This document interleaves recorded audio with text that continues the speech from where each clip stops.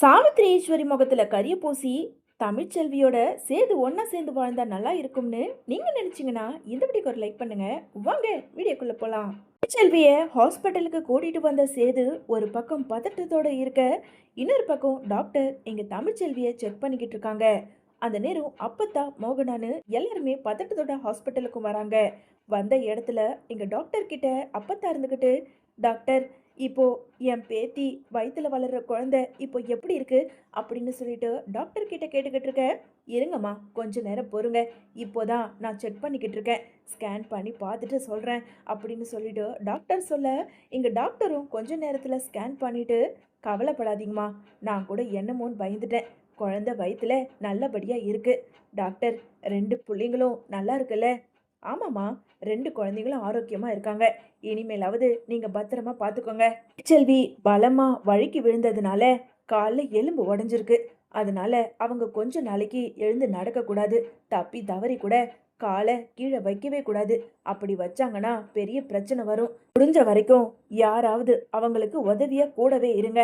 அது மட்டும் இல்லை, அவங்களுக்கு வேண்டிய உதவிகளை பண்ணிக்கிட்டு அவங்கள பாத்ரூமுக்கெல்லாம் தூக்கிட்டு போய் விடுங்க. தப்பி தவறி காலை கீழே வைக்கக்கூடாது, அவ்வளவுதான். சரி, நான் கிளம்புறேன் அப்படின்னு சொல்லிட்டு டாக்டர் வெளியே போக, இன்னொரு பக்கம் இங்க அப்பத்தா வந்து, அடியே, டாக்டர் சொன்னதை கேட்டியா? காலை கீழே வைக்கவே கூடாதான். ஒழுங்கா பார்த்து நடந்திருக்க மாட்டியாடி? குழந்தைக்கு மட்டும் ஏதாவது ஆயிருந்தா என்ன ஆகி இருக்கிறது? இனிமேலாவது பார்த்து இரு அப்படின்னு அப்பத்தா சொல்லிக்கிட்டு இருக்க. இன்னொரு பக்கம் அங்க இருந்த வசந்தி அழுதுகிட்டே, அம்மா, நான் வேணா தமிழ்ச்செல்விய என்னோட வீட்டுக்கு கூட்டிட்டு போகட்டுமா? ஏண்டி, எதுக்கு? ஏன் பார்த்துக்க ஆளா இல்லை? ஆமாம்மா, அங்க சேது மாப்பிளையும் தமிழ்ச்செல்வி கிட்ட பேச மாட்டாரு, தமிழ்ச்செல்விய ஐயாவும் வீட்டுக்குள்ள விட மாட்டாரு, வரவும் கூடாதுன்னு சொல்லிட்டாங்க. அப்படி இருக்கும்போது இவ தனியா இருந்து அவுட் ஹவுஸ்ல எதுக்காக கஷ்டப்படணும்? அதனால தான் கால் சரியாகிற வரைக்கும் நான் கூட்டிட்டு போய் வச்சு பார்த்துக்கிறேன் அப்படின்னு வசந்தி கேட்க, இங்க பாருடி, எல்லாத்தையும் நான் பார்த்துக்கிறேன்.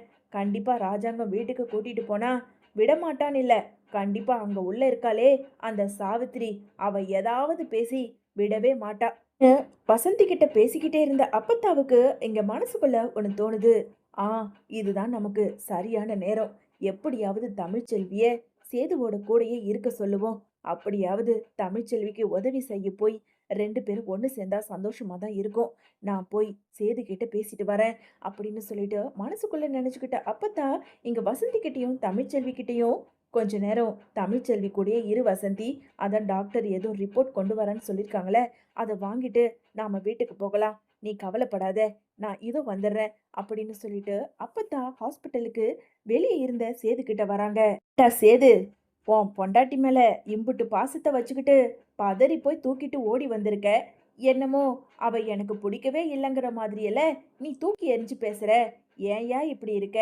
நானும் தான் பார்த்தனே, சாமி கும்பிடுறது என்ன அங்க இங்கன்னு பூனை மாதிரி நடந்துகிட்டே இருந்தியே, அதெல்லாம் நான் பார்க்காமையா இருந்துட்டேன்?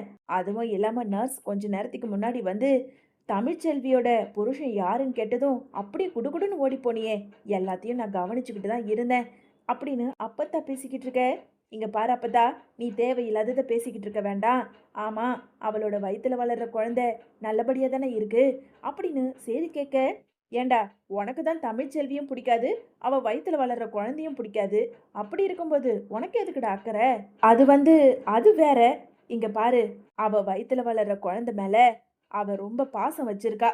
அதனாலதான் ஏதாவது ஒன்று ஆச்சுன்னா அவ கஷ்டப்படுவாங்கிறதுக்காக தான் நான் இப்படி பதறி போய் தூக்கிட்டு வந்தனே தவிர எனக்கும் அதுக்கும் எந்த சம்மந்தமும் கிடையாது அப்படின்னு சேது சொல்ல, டேய், கொஞ்சமாவது மனசாட்சியோட பேசுடா. தமிழ்ச்செல்வி ஒழுக்கம் கெட்டவளா இருக்க முடியாதுடா. அவ எப்படிப்பட்டவன்னு எனக்கு தெரியும்டா. நம்ம வீட்டு குலதெய்வம். அவளை ஏன்டா நீ புரிஞ்சுக்காம இன்னமும் இப்படி பிடிவாதமா இருந்துகிட்டு இருக்க? சரிடா சேது, உன் வழிக்கே வரேன். நீ எதுக்காக தமிழ்ச்செல்வி வயித்துல வளர்ற குழந்தை என்னோட இது இல்லைன்னு அப்படி சொன்ன? எனக்கு தெரிஞ்சாகணும், சொல்லு. ஆமா அப்பத்தா, என்னோட குழந்தை இல்லதான், எனக்கு அந்த சந்தேகம் இருந்துகிட்டு தான் இருக்கு அப்படின்னு சேது சொல்ல, அடே முட்டாள், அதுதான் ஏன்னு கேட்டுக்கிட்டு இருக்கேன். இங்க பாரு அப்பத்தா, அவ கர்ப்பமா இருக்குன்னு வேஷம் போட்டதுக்கு அப்புறம் அவளை நான் நெருங்கவே இல்லை. அப்படியே நெருங்கும் போது கூட நீ தான் என்கிட்ட சொன்ன, கர்ப்பமா இருக்க பொண்ணுகிட்ட நெருக்கம் இருக்கக்கூடாதுன்னு. அப்படி இருக்கும்போது அவளை விட்டு நான் விலகி இருந்தேன். அப்போ அவ வயித்துல வளர்ற குழந்தை எப்படி உண்டாச்சு?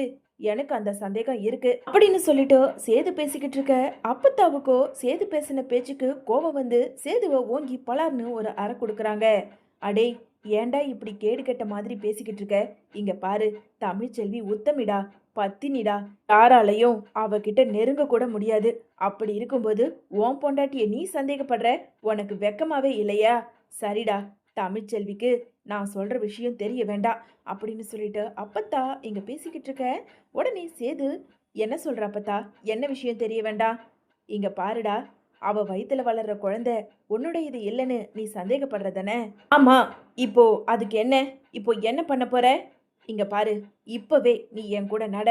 அப்பத்தா, என்னை எங்க கூட்டிட்டு போற அப்படின்னு சொல்லிட்டு இங்க சேது கேட்டுக்கிட்டு இருக்க. அப்பத்தாவோ சேதுவை தர தரன்னு இழுத்துக்கிட்டு நேரா ஒரு டாக்டர் கிட்ட போறாங்க. அம்மா, அதான் தமிழ்ச்செல்வியோட வயித்துல வளர்ற குழந்தை நல்லபடியா இருக்குன்னு நான் சொன்னனே, மறுபடியும் என்ன ஏதாவது சந்தேகமா? ஏண்டா, கேட்டல, தமிழ்ச்செல்வியோட வயித்துல வளர்ற குழந்தை நல்லபடியா தான் இருக்கு. அம்மா, நான் அதுக்காக வரலம்மா. இதோ இருக்கானே இந்த முட்டா பையன், தமிழ்ச்செல்விய சந்தேகப்படுறாமா. அவ வயித்துல வளர்ற குழந்தை என்னோட இது கிடையாதுன்னு சொல்லிட்டு சின்ன மனஸ்தாபம் இவங்களுக்குள்ள இருக்கு. அதனால எப்படியாவது நீங்க தான் தீர்த்து வைக்கணும் அப்படின்னு டாக்டர் கிட்ட அப்பத்தா கேட்க, என்னம்மா சொல்றீங்க?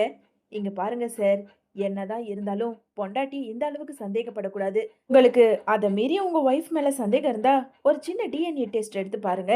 உங்க குழந்தை உங்களுடையதா இல்ல வேற யாருடையதான்னு உங்களுக்கே கன்ஃபார்ம் ஆயிடும். எதுக்காக உங்களோட வாழ்க்கையை நீங்க அழிச்சுக்கிறீங்க அப்படின்னு சொல்லிட்டு டாக்டர் சொல்ல, இங்க அப்பத்தா இருந்துகிட்டு, டாக்டர், நீங்க சொன்னது எனக்கும் சரின்னு தான் படுது. அடே முட்டாள், இப்பவாவது உனக்கு புரிஞ்சுதா? அதான் ஏதோ டிஎன்ஏ டெஸ்ட்ன்னு சொல்றாங்களே, அதை எடு.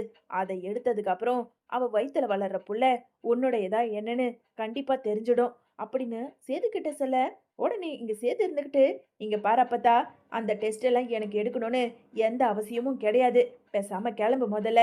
அதான் அவ வயித்துல வளர்ற குழந்தை நல்லா இருக்குன்னு டாக்டரே சொல்லிட்டாங்களே. டேய், நான் சொல்றத நீ கேப்பியா கேட்க மாட்டியா? முதல்ல இங்கேயே உக்கார்.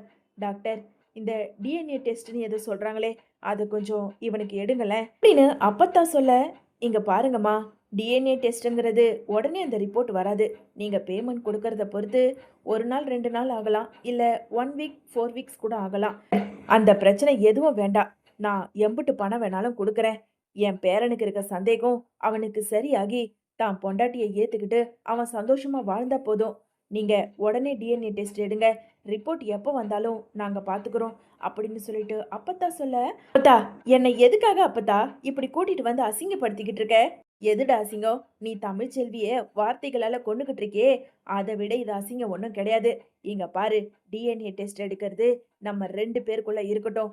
தப்பி தவறி வெளியவோ இல்ல தமிழ்ச்செல்வி காதுலயோ விழுந்ததுன்னு வச்சுக்கோ, உனக்கு அம்புட்டு தான் மரியாதை, சொல்லிட்டேன் அப்படின்னு சொல்லிட்டு அப்பத்தா பேசிக்கிட்டு இருக்க. இங்க அப்பத்தா கோவத்துக்காக பயந்துகிட்டு சேதுவோ இங்க டிஎன்ஏ டெஸ்ட் எடுக்க ஒத்துக்கிறாரு. கொஞ்ச நேரத்துல டிஎன்ஏ டெஸ்ட் எடுத்த டாக்டர், இங்க பாருங்க சார், இன்னும் கொஞ்ச நாள்ல உங்களுக்கு ரிப்போர்ட் வந்துடும். சீக்கிரம் வந்தா அது உங்களுக்கு அதிர்ஷ்டம். நீங்க கிளம்பலாம் அப்படின்னு சொல்லிட்டு டாக்டர் சொன்னதும் சேதுவை அழைச்சுக்கிட்டு அப்பத்தா வெளியே வராங்க. வெளியே வந்த அப்பத்தா இங்க சேது கிட்ட, இங்க பாரு சேது, தமிழ்ச்செல்வி வயித்துல வளர்ற குழந்தைக்கு எதுவும் இல்லைன்னு டாக்டர் சொல்லிட்டாங்க. ஆனா அவ வழுக்கி விழுந்ததுல அவளோட கால் எலும்பு முறிஞ்சிருக்கு. அதனால அவளை பத்திரமா பாத்துக்க வேண்டியது உன்னுடைய கடமை. இங்க பாரு அப்பத்தா, அவளெல்லாம் என்னால பாத்துக்க முடியாது. முதல்ல நீ அவங்க அம்மா வீட்டுக்கு அவளை அனுப்பி விடு. அவ கால் சரியானதுக்கு அப்புறம் அவ இங்க வரட்டும் அப்படின்னு சேது சொல்ல, அடே ராஸ்கல், தமிழ்ச்செல்வி உன் கூட தான் இருக்கணும்னு கோர்ட்டில் உத்தரவு கொடுத்துருக்காங்க, தெரியும்ல. முதல்ல அவளை கூட்டிட்டு போ அப்படின்னு சொல்ல, இங்க சேதுவோ தமிழ்ச்செல்வியை அழைச்சிக்கிட்டு நேரா வீட்டுக்கு வராங்க. கார்ல இருந்து இறங்கும் போதே இங்க அப்பத்தா, அடே, தமிழ்ச்செல்வியால நடக்க முடியாதுன்னு தெரியும்ல, அவளை தூக்கிட்டு போ அப்படின்னு அப்பத்தா சொல்ல, சேதுவோ இங்க தமிழ்ச்செல்விய கைத்தாங்களா அப்படியே அலைக்கா தூக்கி கூட்டிட்டு போறாரு. இதை எல்லாத்தையும் பார்த்துக்கிட்டு இருந்த சித்ரா, அம்மா, அம்மா, அங்க கவனிச்சியா? அந்த தமிழ்ச்செல்விய சேது தூக்கிட்டு போறான். ஒருவேளை அவ வயித்துல வளர்ற குழந்தை களைஞ்சு இருக்குமோ, அதனால தான் இவன் தூக்கிட்டு போறானோ அப்படின்னு சொல்லிட்டு சந்தேகத்தோட சித்ரா கேட்க, அடியே, எனக்கும் அதாண்டி சந்தேகமா இருக்கு. அப்படி நடந்திருந்தா மட்டும் எனக்கு ரொம்ப சந்தோஷம்தான் அப்படின்னு சொல்லிட்டு எங்க நேரா அப்பத்தா கிட்ட வந்த ஈஸ்வரி, ஏன் அத்தை, அவ வழுக்கி விழுந்ததா நான் கேள்விப்பட்டேன். அவ வயித்துல வளர்ற குழந்தைக்கு எதுவும் ஆபத்தா அப்படின்னு சொல்லிட்டு ஈஸ்வரி அப்பத்தா கிட்ட கேட்க, "அடியேய் வாய மூடுடி, வாய முதல்ல கழுவு, என்ன வார்த்தை பேசுற? அதெல்லாம் ஒண்ணும் கிடையாது." அவ வழுக்கி விழுந்ததுல அவ கால் எலும்பு முறிஞ்சு போச்சுன்றதுனால சேது தூக்கிட்டு போறான். தான் பொண்டாட்டிய அவன் தானே தூக்கிட்டு போறான். அதுல உங்களுக்கு என்னடி வயித்தெரிச்சலு? போய் வேலைய பாருங்கடி அப்படின்னு சொல்லிட்டு அப்பத்தா அங்க வீட்டுக்கு போயிடுறாங்க. இன்னொரு பக்கம் இங்க தமிழ்ச்செல்வி கால் நடக்க முடியாத இருக்க, சேதுவோ இங்க நல்லபடியாவே தமிழ்ச்செல்விய பார்த்துக்கிட்டு இருக்காரு. இப்படியே ஒரு வாரம் போக, கொஞ்ச நேரத்துல எங்க ஹாஸ்பிட்டல்ல இருந்து சேதுவுக்கு ஃபோன் வருது. ஹலோ, மிஸ்டர் சேதுவா? ஆ, சொல்லுங்க.